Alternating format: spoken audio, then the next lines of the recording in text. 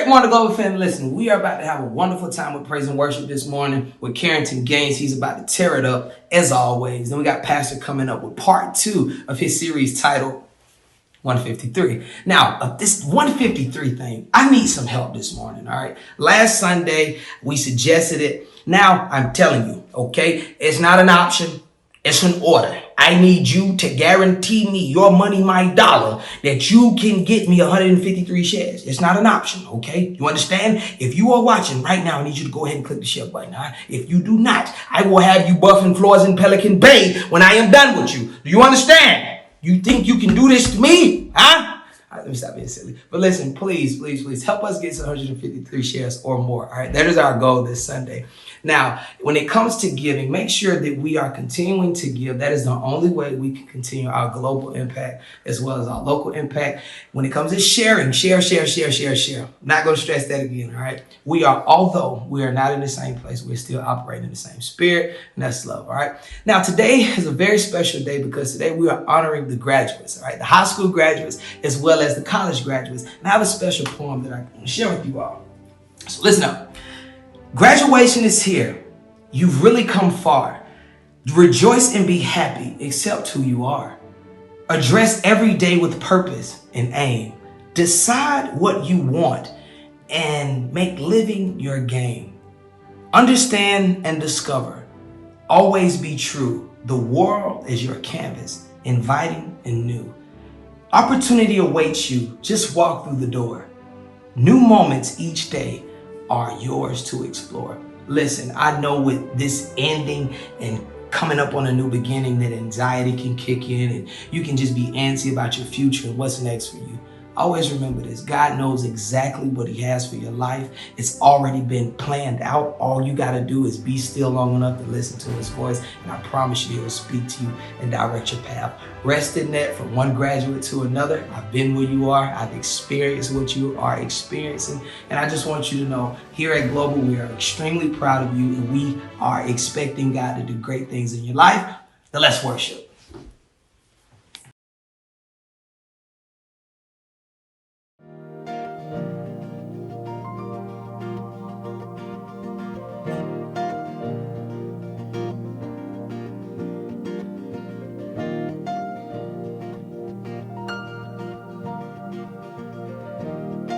Good morning, Global. We miss y'all. Listen. You hold my every moment.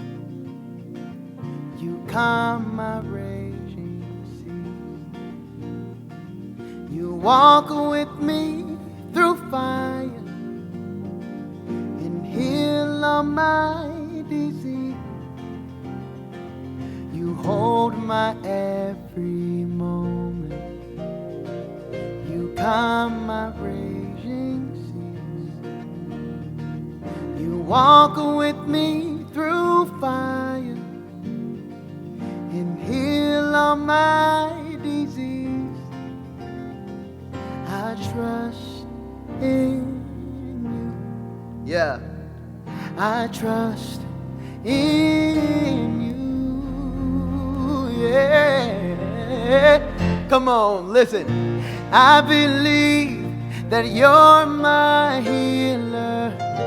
I believe that you are all I need.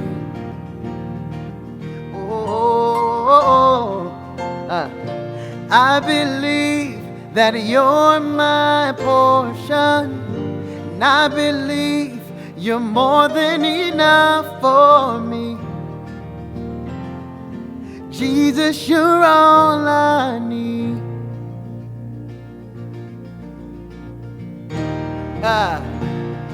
You're all I need and more, God. Listen. You hold my every moment. You calm my raging seas.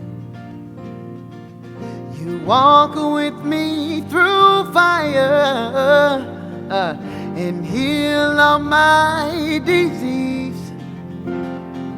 I trust in you, oh my God. I trust in you, yeah. Say, I believe that you're my healer. I believe that you are all I need. Yes, God. And I believe that you're my portion. And I believe you're more than enough for me.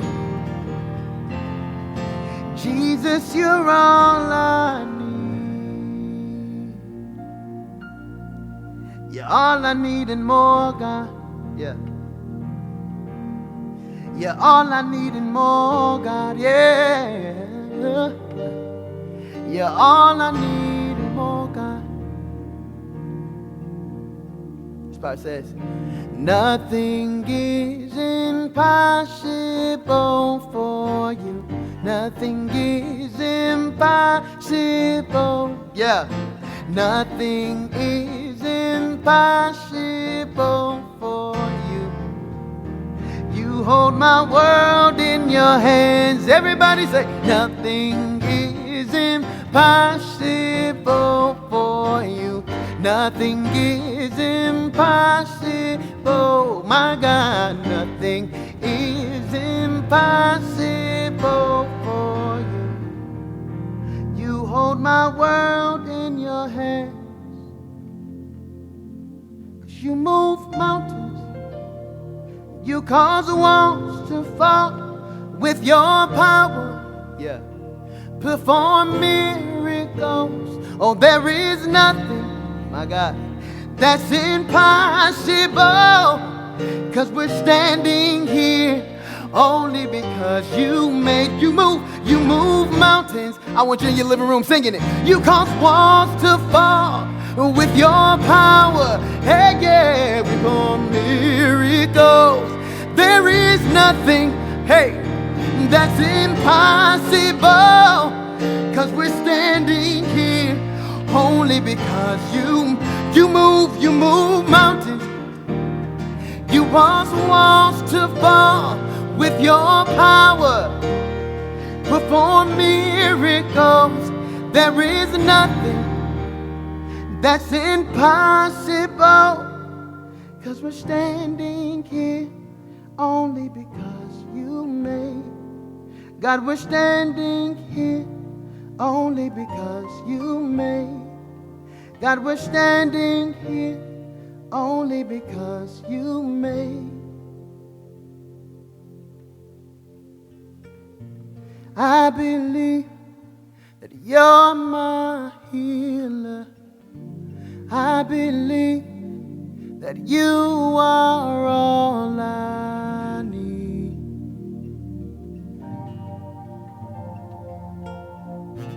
I believe that you're my portion. I believe you're more than enough for me.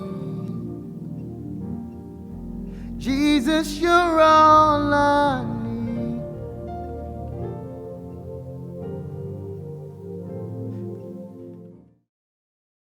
Good morning and God bless you. Thank you for joining us for our Sunday morning virtual worship encounter. The very first thing I want you to do is let's give it up for our praise and worship director, Minister Carrington Gaines. Once again, my brother, God bless you. You have really held this thing down since we've been doing church the way that we're doing it now. I'm thankful for your gifts, for your talent, but most of all, I'm thankful for your heart. So once again, Global, let's show Carrington Gaines some love this Sunday morning. Well, happy Memorial Day weekend to you. I know you probably missed the cookouts, the hangouts, whatever you're going to do this weekend and on tomorrow, Memorial Day. We want you to make sure that you do it safely. Continue to keep those hands sanitized. Wear your mask, and let's not be so vain to where we can't wear a mask, and do those things to protect ourselves. We walk by faith, but we also need to walk with some good common sense. Well, I'm excited. Last week was off the chain. It was crazy. The 153 series got off to an amazing start. I got so many inboxes, so many text messages about how that simple number, 153, that sermon series took on a life of its own. So I'm excited that this Sunday I get to come and share with you part two of our sermon series 153. Go ahead and grab those smart devices, get your Bibles, catch up with me any way that you can. On last week, we were in John chapter 21, verse number 11. That's when we discovered that Peter and the rest of his fishing partners, they came away with an enormous amount of fish. The Bible told us in verse number 11 that they caught a total of 153 fish, and yet the net did not break. That number, 153 for us, it represents our new normal. So today I want to pick up in part two. I want to start where we left off on last week because we put the train in reverse and we took our time to unpack verse number 3. I want to start right where we left off on last week, verse number 3, but I also want to read verse number 4 as well. So in the New King James Version of the Bible, verse number 3 reads this way: Simon Peter said to them, I am going fishing. They said to him, we are going with you also. They went out and immediately got into the boat, and that night they caught nothing. Verse number 4, here it is. But when the morning had now come, Jesus stood on the shore. Yet the disciples did not know that it was Jesus. I want to talk to you this Sunday morning from this one simple thought. And as soon as I say it, I want you to get into the comments, YouTube and Facebook. And here it is. Our sermon topic this Sunday is get off the bus. Get off the bus. I know some of you are already thinking, well, Pastor, we talking about fishing. How are you inserting a bus into the middle of our fishing story? Well, hang on. Don't jump off too soon, because I believe that it will all make sense by the time that I'm done. But would you do me one more favor and just say it again? Shout it, open the front door, holler it out in your entire subdivision. Get off the bus. In order for this parallel to make sense to us this Sunday morning, I got to take you all the way back to the year of 1996. 1996 was a great year for me personally. For many of you that are around the metropolitan city of Atlanta, you know that 1996 was huge for us because the city of Atlanta hosted the Summer Olympics in 1996. The city was abuzz, the city was ablaze. But I also want you to know that there were some other things that were going on in 1996 too. I'll give you two real quick. You need to understand that we wouldn't be having a church this Sunday morning if it were not for the fact that in 1996, so April 27th, I married the love of my life. I tell people all the time, thank God for what he's doing at Global Impact, but what the thing you ought to thank God the most for is for leading lady Kalisha O'Neal. You know the Bible is clear. He who finds a wife finds a good thing and obtains favor from the Lord. It was in that moment on April 27th that I connected with favor. And because I connected with favor, here it is, years later, that God is blessing this local church called Global Impact Christian Ministries. But there was also something else that took place in 1996. A movie director by the name of Spike Lee released a movie entitled Get On the Bus. That movie, Get on the Bus, chronicled the Million Man March that happened a year earlier. The storyline was wrapped around men making the pilgrimage to Washington, D.C. as a sign of unity, as a sign of identity, coming together as black men in America. The movie was a great movie, and the movie was all about those men who got on the bus to go to Washington, D.C. But notice my sermon title was not Get On the Bus. The sermon title was Get Off the Bus. Well, in order for this sermon title to make sense, I got to identify what type of bus I'm talking about. No, I'm not talking about a party bus. No, I'm not talking about the Greyhound bus. No, I'm not talking about a school bus. But the bus that I'm talking about is what I call the proverbial struggle bus. That's right. Can somebody just type the struggle bus into the comments? Can somebody just drop an emoji of a bus right there? Because I want you to understand that there are some people that are watching with me this Sunday morning. You've been on the struggle bus for far too long.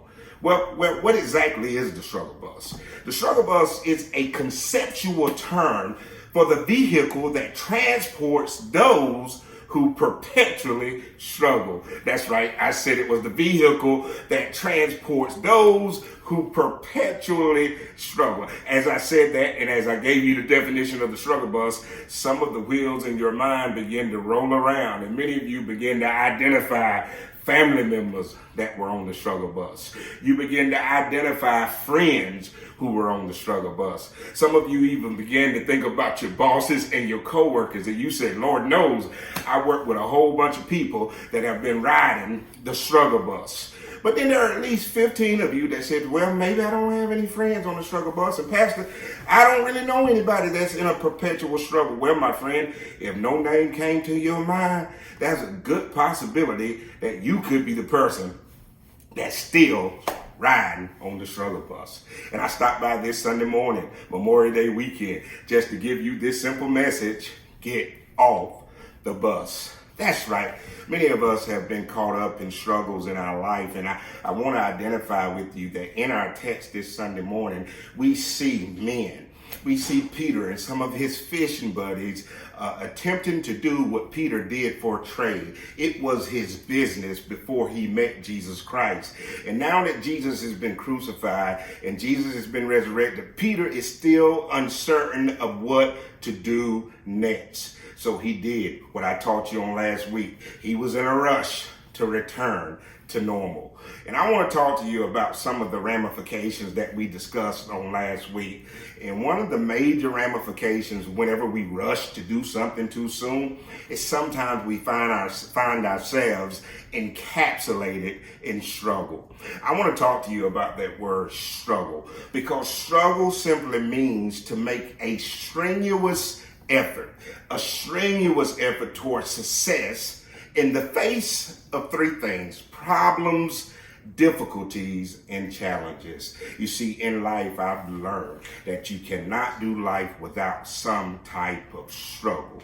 You know, whenever we attempt to be successful in any area of our lives, we have to be on the lookout, because struggle sometimes is sure to show up. I want you to look at the definition for struggle again. Struggle just simply means to make a strenuous. That means you put effort into it, and you're putting effort into being successful. I got to stop and talk about success, because at the end of the day, when Peter left the shore, all he had hoped for is that I'm going out, I'm going to do what I've been trained to do. I'm going to do what I know how to do best. And I believe it was Peter's idea to come back successful. And for many of you, as we've been stuck in this pandemic season, we're looking at success, and we're trying to define what success really is. And if I asked every person that was streaming this Sunday morning, what is your definition of success? All of us would say something different. You know, for many of us, success is looking good. Success is looking the part. Success is having things and making sure that people like us and people envy us. For many of us, success comes in positions, titles. For many of us, success looks like whether my neighborhood is gated or whether it is ungated. For many of us, success is defined by what type of car we drive, by what kind of clothes that we wear, by what kind of jewelry do we rock. So I want to get us all on an equal playing field this Sunday morning, because I want to give us a clear picture of what success really is. Here it is. I want you to read it with me on the screen. Success is simply doing all that God called you to do and possessing all that God deemed for you to have. See, my friend, in life, I want nothing less than that. I want nothing more than that. And for every person that is streaming with you, your idea of success should be similar to what Paul wrote to the church at Rome. I beseech you, therefore, brethren, that you walk worthy of the vocation wherewith you have been called. See, I believe that there's a purpose that's been mandated over your life. And when you are successful, you do all that God has called you to do. And whenever you do what God called you to do, you need to understand that there are rewards for purpose. I've taught you on several occasions, you never chase paper. You should spend all of your life chasing purpose, because whenever purpose connects with you, the paper is sure to follow.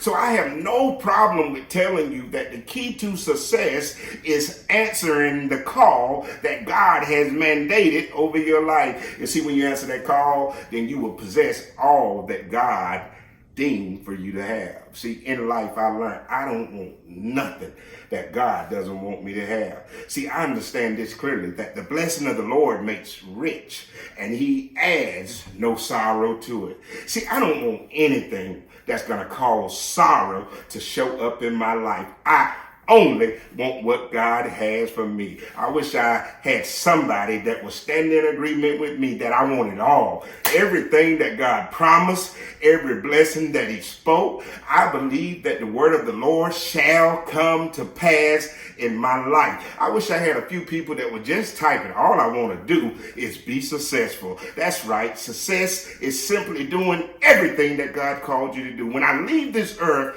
I don't want to leave with anything undone. And here it is. Peter clearly has a purpose. God has spoken into his life.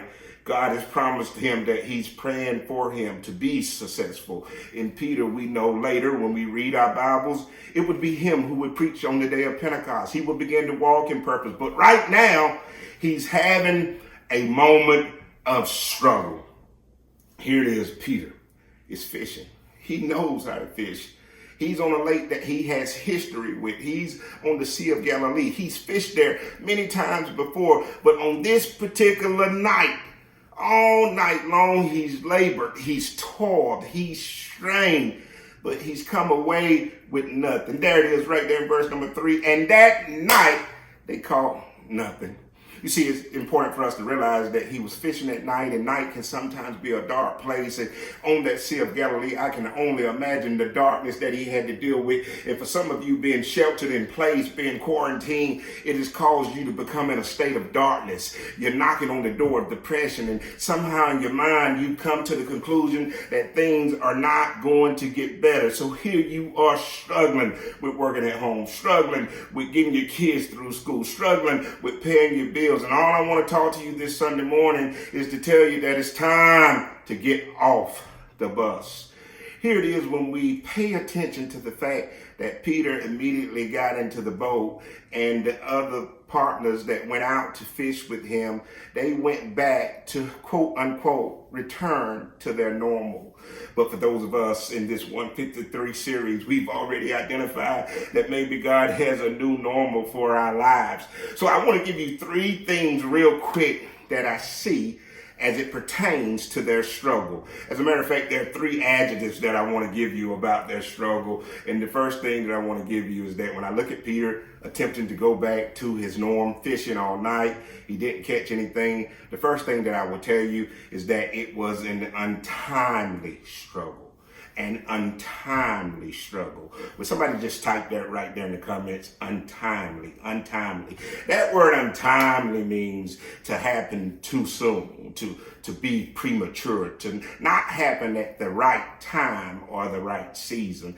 I believe for many of us in this room, we've struggled because we try to do things too soon. Maybe we operated prematurely. Maybe we did some things that maybe it wasn't in the right time or the right season. What I understand about God is that he is a God of timing. Is it important for us to understand that there's a season, there's a time for everything under the heavens and the earth? We have to understand that we serve a God that is a God of cadence. It's important for us to understand that the psalmist even reminded us that the steps of a good man or woman, those steps have to be ordered by God. They have to be in the cadence of God. They have to be synchronized with God. How can 2 walk together unless there is agreement in their walk? See, timing is important to God, and many of us have moved too soon. We've done things too fast. I can only imagine how many marriages could have been saved if we just operated on God's time. Maybe we checked out of it too soon. Maybe there were some businesses that could have been salvaged, but maybe we opened them prematurely. Maybe we didn't do enough research. Oh, what about all of these relationships that sometimes we get into just because we're in a vulnerable place in life? You just broke up with this fellow, and now you have a new fellow before healing can come into your heart. See, I believe that some of our struggles are simply based on the fact that we are out of time with God. Peter rushed back to fishing too soon, and collateral damage, the other 6 guys that joined him, they became a part of his struggle. See, you got to be careful with who you allow to attach to you in this thing called life, because you never want to struggle just because you connected to somebody else's untimely struggle. All I'm trying to tell you is that for some people that are streaming with me this Sunday morning, it's clear to you by now that it's time for you to get off the bus. The second thing that I need for you to see about Peter's struggle, he's struggling. They've been out there all night. They have not caught a thing. They have not caught nothing. I want to be clear with you that that word unproductive means that it did not yield any results at all. No benefits, no profits. Peter is a trained fisherman.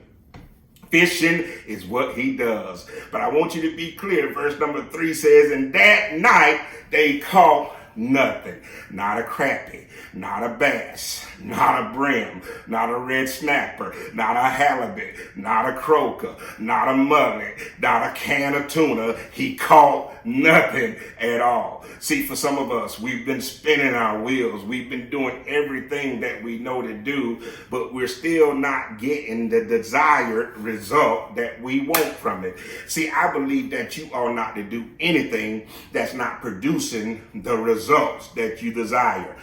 When you do things the correct way, not only will it come with results, it will come with benefits. And not only will it come with benefits, it will come with profit as well. See, I believe that we serve a God that has no problem with his people being blessed. And for some of us, we struggle when there's really no need for us to struggle. We rush to do things. We get out of timing with God. And at the end of the day, our results are not what we desired. And maybe God is making us take a long look at this particular passage of scripture so we can understand that it's clearly time for us to get off the bus. The third thing that I see is not only do we have an untimely struggle, not only is there an unproductive struggle, but the third thing I see, and I call this an unnecessary struggle.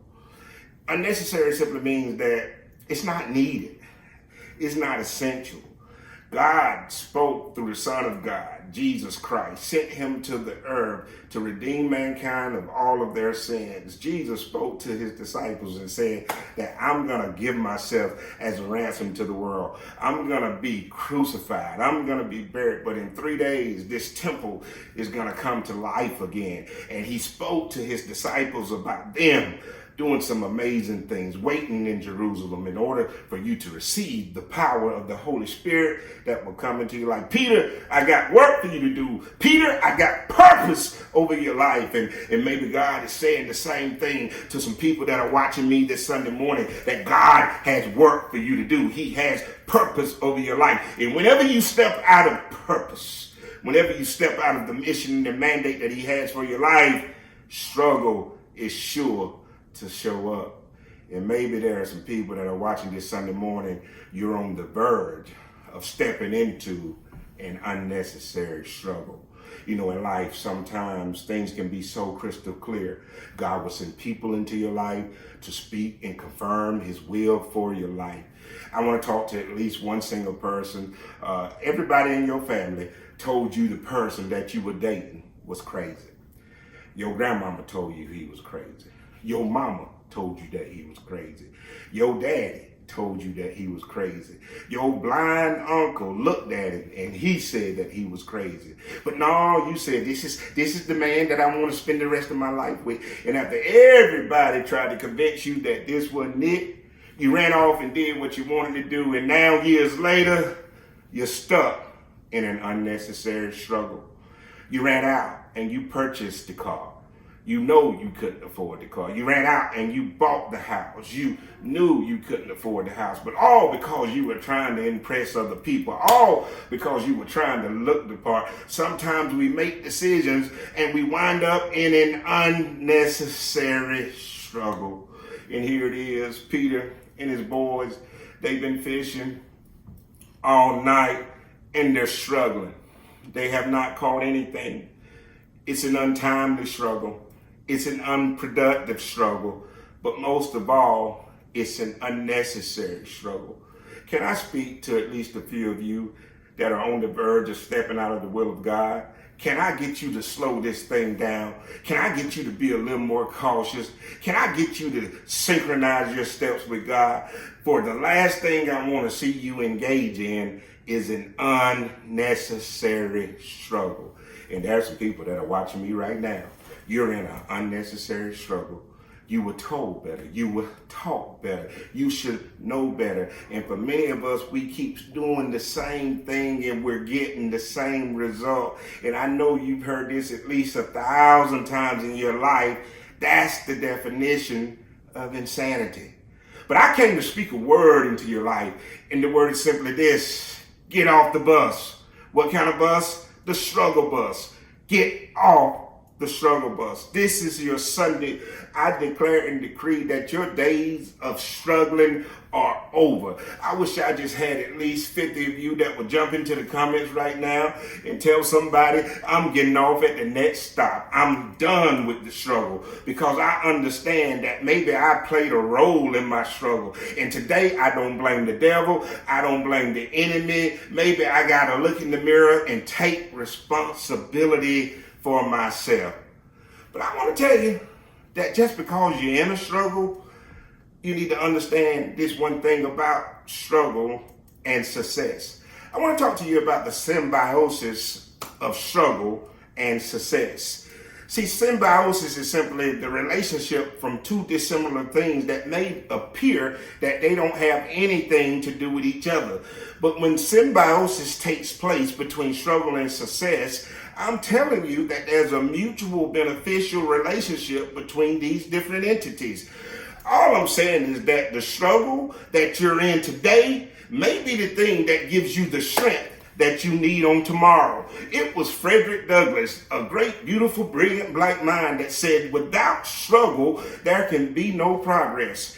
I want to talk to a few people that maybe feel like all your life you've had to fight, all your life you've been in one struggle after the other. All I'm trying to tell you is that struggle and success, they can work well with each other. All I'm trying to tell you is that success is birthed through struggle. I need to find out where the real people are that can give God a struggle praise. Yet, even in the midst of my struggle, I will bless the Lord at all times, and his praise shall be in my mouth. Oh, go ahead and open your mouth and give God praise this Sunday morning with your dignified self. I wish I had some real praisers that would just give God glory like you done lost your mind. Why? Because you sense that the struggle is over for you. I gotta say it to you again: get off the bus.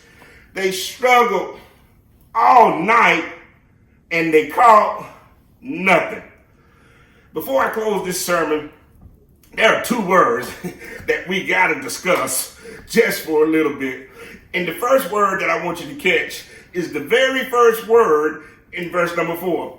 I want you to read the entire verse number 4 with me, and then we're going to circle back to that first word, and then it's all going to make sense.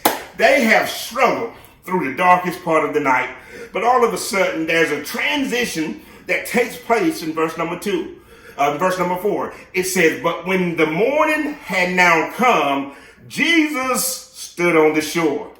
But when the morning had now come, Jesus stood on the shore. Somebody's already running ahead of me. Somebody's already running in the living room. Somebody's already shouting. You just kicked your bedroom shoes off because you see the revelation. And the revelation is in the first word of verse number 4. But when the morning had now come. But when the morning had now come. I'm going to say it again till somebody gets happy. But when the morning had now come. But when the morning when the morning had now, they've been struggling all night. For many of you, 2020 has been nothing but one gigantic struggle. You've struggled your way through March. You struggled your way through April. You struggled your way in the midst of May. But I gotta tell you, in verse number 4, that one word, but, is a game changer. But is a game changer. But is a conjunction that connects verse number 3 to verse number 4. But serves as a contradictory word. I know all of the negative stuff took place in verse number 3. I know it was negative. I know the struggle was real. I know that they did not catch anything all night. But I'm so thankful that the writer John inserted a but. This is your season to bump into your butt. See, there are some of you that are still looking at the screen like you don't know what I'm talking about, but there ought to be at least a few of you that will get off your butt and give God a praise for your butt. Why? Because this but is a transitory clause. And I just wish I had at least a few people that could sense right now that you're in transition. Yes, I know the first 2 quarters of this year got off to a rough start, but there ought to be somebody that would declare and decree a but into the atmosphere with me. Can somebody just shout but? Pastor, why are you telling us to shout but? Because this conjunction is a game changer. I want to tell you this way, but makes room for the exception. In other words, I know you read the negative commentary of verse number 3. They've been out there all night and they caught nothing, but I'm so glad John inserted the but, because the but makes room for the exception. In other words, it may have been a miserable night, but lo and behold, it's morning. That's why I'm thankful that the writer of Psalms, verse 30, verse number 5, says that weeping may endure for a night, but is there anybody glad that joy has to show up in the morning? Oh, I felt that in my spirit. I want to tell God, thank you. I thank you that there's been some negative things that have happened into my life, but every time I bumped into a season of negative, I always ran into a but. There ought to be at least 100 of you that will give God praise for the exception. What am I saying? That God is getting ready to do something exceptional in your life, and it all starts with the but. But when the morning had now come, Jesus, oh my God, are y'all reading this with me? But when the morning had come, Jesus stood on the shore. I want to show you something. Peep this right here. They've been struggling all night on the sea and they caught nothing. But when the morning, oh my God. But when the morning had now come, Jesus, here it is. I want to give it to you this way. The struggle was on the sea, but the solution was on the shore. I need for somebody to say that with me. The struggle was on the sea, but the solution was on the shore. What I'm saying to you is that I know it seems like this year has been one gigantic struggle, but hold on, don't you quit, don't you give up, be not weary in well doing, because you shall reap if you faint not. Don't get so caught up in your sea that you miss what's on the shore. You see, they were caught up in the sea of circumstance. They were caught up in the sea of their predicament. They were caught up in the sea of their frustration. They were caught up in the sea of their failure. They were caught up in the sea of their misery. They were caught up in the sea of their depression. They were caught up in the sea of their pain. They were caught up in the sea of their bitterness. And all I'm suggesting to you is whenever you get so focused on your sea, you're going to miss around and miss who's standing on the shore. I'm thankful this Sunday morning that I've been in some dark seas in my life. I've been in some dark situations in my life, and there ought to be a few people that's been in some dark places too. And you ought to be thankful that you didn't get so caught up in your sea that you miss who was standing on the shore. Let me paint this picture for you. Here they are with all of their fishing gear on, and they've been struggling all night, and maybe it's time for you and them to get off of the bus. And all I'm simply saying to you is you can't be so caught up in your tunnel vision that you miss the solution that's standing on the shore. But when the morning had now come, Jesus stood on the shore. Yet the disciples did not know that it was Jesus. Yet, the disciples did not know that it was Jesus. Yet, the disciples did not know that it was Jesus. I would be a poor teacher if I didn't take time to unpack another small three-letter word. It's a word that is just as powerful as but. We know that but represents the transition. So now we know that a change is going to come, but we just don't know when the change is going to show up. That's why this next word is probably the most powerful and prophetic word in this entire chapter. I want to speak to a few people that have been waiting for your change to come. I want those persons that have been praying for the business, that's been praying for the transformation, that's been praying for the transition. You've talked to God about it. You labored in the midnight hour. You prayed and fasted about this particular situation, and it appears that is not going to happen. I want you to understand that's why this word yet is so powerful. Jesus is standing on the shore, but the disciples did not know that it was him. What I'm saying to you is that sometimes you can get so caught up in the vicissitudes of life that you don't even recognize who Jesus is anymore. I don't care what situation you're in or struggling with on the sea, as long as Jesus is on the shore, everything is going to be all right. That's why you got no time to lose your head in this pandemic season that we're living in, because I come to declare to you that Jesus is standing on the shore. I need to explain to you the power of this one word yet. I believe that every promise that Jesus has spoken over your life, every word that the Bible declares and decrees over your life, I believe we serve a God that is not like man that he shall lie.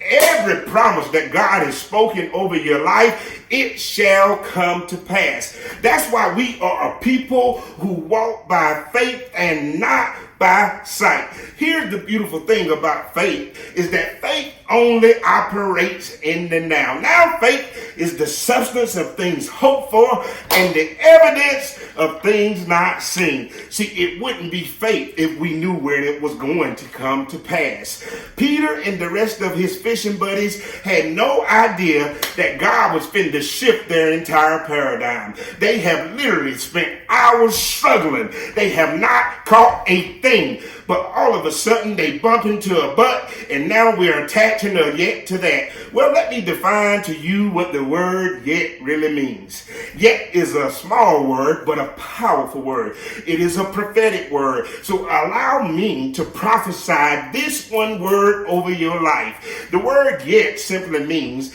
the present time up to a particular time in the time still remaining. What did I just say? It made me happy. I gotta say it again. Yet is the present time up to a particular time in the time still remaining. What I'm simply saying to you is that whenever you see a yet, you ought to stand up and get ready to lose your mind. Why? Because every promise that God has spoken over your life, it will come to pass. And just because it has not happened doesn't mean that it's not going to happen. If you could just embrace this one word called yet. I wish I had a few of you that would just begin to put some running emojis into the comments section right now, because you're getting ready to step into a yet season. It is the present time up to a particular time in the time still remaining. See, that word yet, it starts right here, right now, where you are. The only time that you really have is the time that you have right now.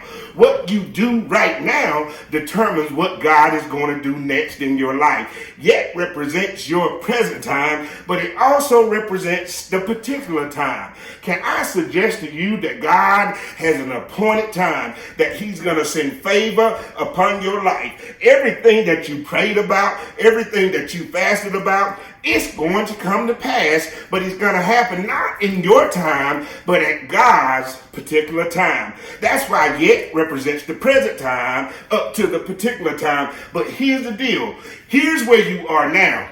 Here's the blessing that God has for your life. And right there in the middle determines everything that happens in your life. See, I'm of the firm belief that what you do in the hallway determines what happens with the door. And for some of you, you need to understand that the best time you have is the time in between. Right now is the present time, and what you do until the particular time, it will make all the difference. I need for somebody to understand this Sunday morning that the best way to close that gap between the present time and the particular time is to take advantage of the time still remaining.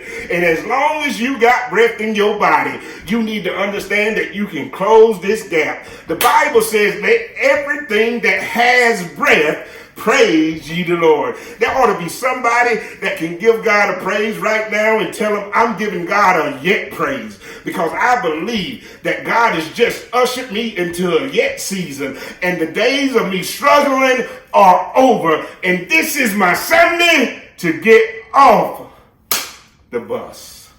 That's right. This is your Sunday. This is your season, and this is your time to get off the struggle bus. God has a yet season for your life. And just because it has not happened doesn't mean it's not going to happen. Here we see Peter and his fishing partners fishing all night, but they caught nothing. But they bumped into a bud. And I declare and decree that there's a bud that's getting ready to show up in your life. And bud is that transitory word that shifts you from where you are to the place that God has deemed for you to be. I don't know when it's going to happen, but I can tell you, if you maximize your yet, if you close that gap from the present time to the particular time by using the time still remaining, as long as you got breath in your body, you ought to wake up every morning with a praise on your lips. You see, it's one thing about this pandemic called COVID-19. It's a respiratory virus. It attempts to affect your breath. And one of the reasons the enemy wants to attack your breath is because he wants to attack your praise. That's why he's painted the first quarter of this year, the second quarter of this year, as a dark year for you, because he wants you to lose your breath. He wants you to lose your praise. But I wish I had somebody that would just put the devil on notice. You can't have my lungs. You can't have my breath. And as long as there's breath in my body, I will yet give God praise. It may not have happened, but it will happen. Yet will I praise the Lord.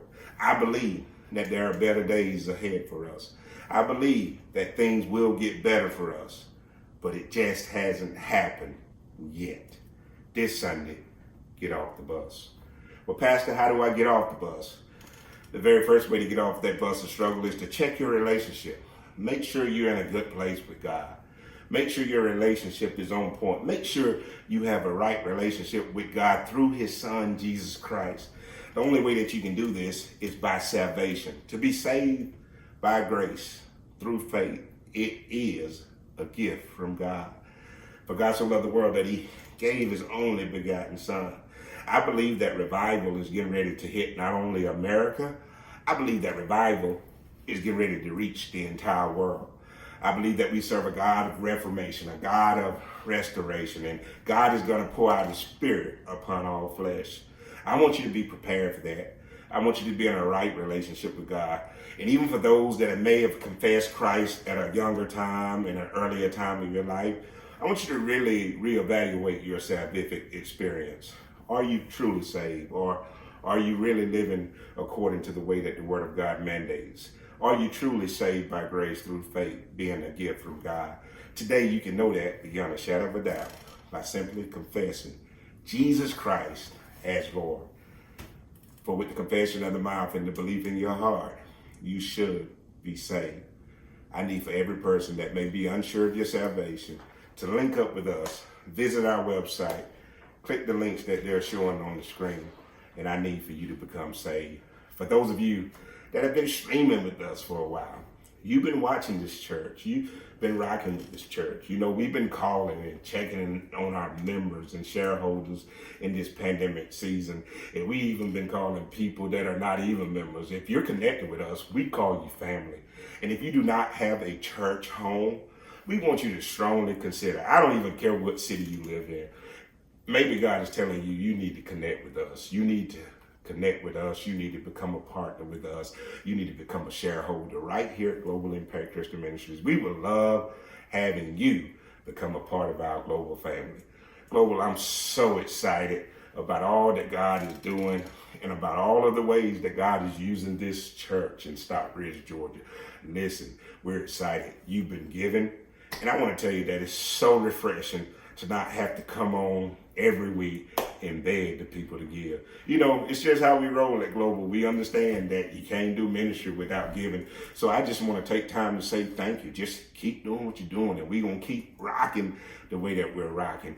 And because you guys are such great givers, we get to do some great creative things like the rolling fish fry. The rolling fish fry is going down next Saturday, May 30th from noon to 2 p.m. I'm calling it the 153 fish fry. We're going to go get 153 large fish and fry it up for the whole community. That's right.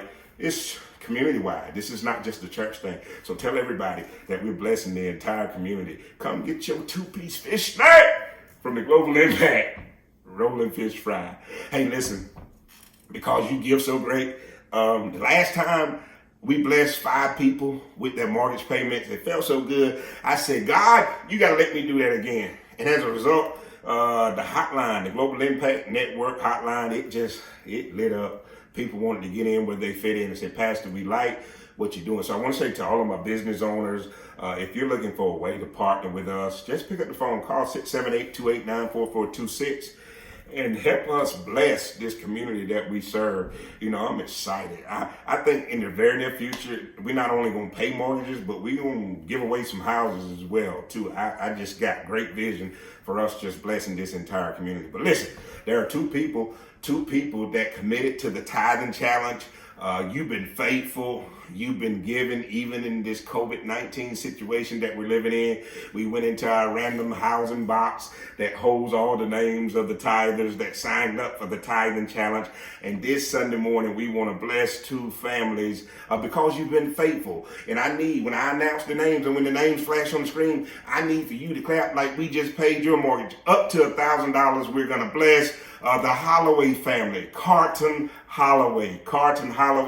Thank you for being faithful in the tithing challenge, and we want to bless your family with up to $1,000 on your mortgage payment. And the second family is Miss Ramona Parks. Mrs. Ramona Parks. We want to bless your family with up to $1,000. I know you just had a daughter graduate from high school. We want to bless you with $1,000 toward your mortgage. Let's clap. Let's put some emojis in the comment screens. Hey, Charmon shouted out all of our 2020 graduates.